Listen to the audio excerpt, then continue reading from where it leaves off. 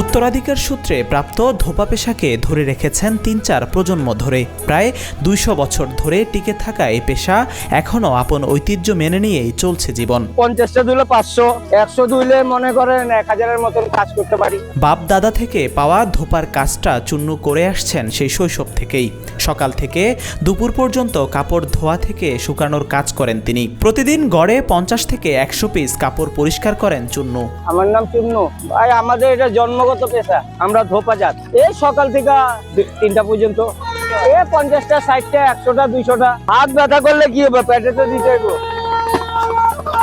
মাঝে মধ্যে শারীরিকভাবে অসুস্থ থাকলেও পেটের দায়ে স্বল্প আয়ের ধোপার কাজ করতে হচ্ছে চুন্নুকে। তিনি কোনোদিন 500 আবার কখনো 1000 টাকা আয় করেন।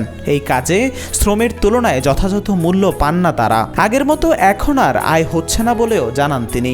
টয়লা, গামছা এগুলা তাই ঠিকই আছে। আমাদের কাজ আগেও যেমন ছিল এখনো আছে। এই পেশা কিছু নাই তো এখন। এটা মনে করেন আমরা শিখছি বলে করতেছি। এই পেশা কিছু নাই এখন। কোন রকম কাজ করে খাওয়া যাওয়া যায়, আর কিছু না। এই পেশা করে কি বাড়ি গাড়ি করা যায়? এই কষ্টের শেষ নাই ভাই।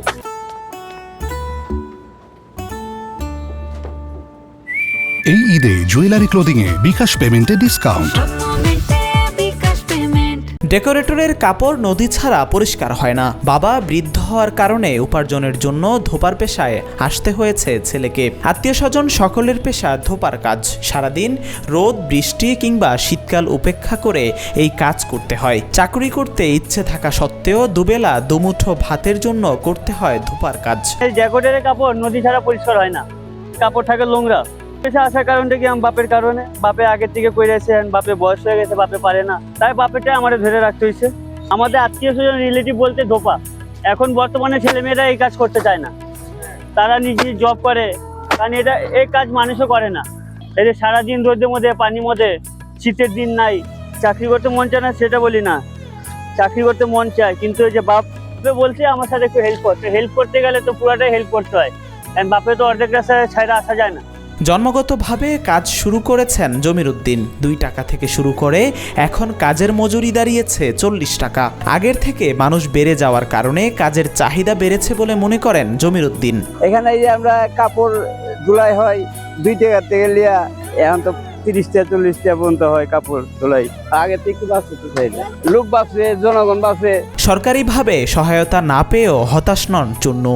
যে কর্ম করেন তাতে উপার্জন কম হওয়ায় সরকারি কাজের সুযোগ এলে করার আগ্রহ প্রকাশ করেন চুন্নু। আমাদেরকে মালিকের আন্ডারে কাজ করলে মালিক দেখবো, বুঝছেন। আর আমাদের নিজের কাজ আমরা করি, আমাকে কে দেখবো? আমরা যাই করি এই আয় চলতে হয়। সরকারি ভাবে কোনো কিছু নাই, কোনো কিছু পাই না আমরা। ওরকম সুযোগ পাইলে তো যাইতাম, সবাই তো পায় না, পাইলে তো যাই। ওর চেয়ে ভালো আর হয় নাকি? সরকারি কাজের জন্য কাপড় ধরো রাখে না লোক, তো আমরা তো পাইতেছি না। ওরা তো সরকারি বেতনে চাকরি। আমরা নিজেরা যে কর্ম করি, এই কর্মতে আমাদের কিছু হয় না।